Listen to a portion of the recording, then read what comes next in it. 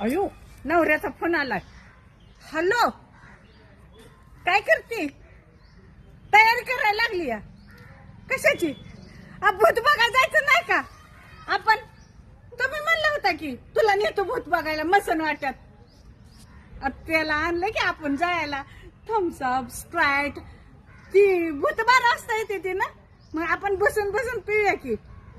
मग मी व्हिडिओ पण काढते. आपण लवकर या घरी. डोक्यावर नाही पडली, चांगली आहे. डोक्यावर कशी पडेल? चांगली तुमच्या संग बोलते. डोक्यावर पडली अशी बोलेल का मी तुम्हाला?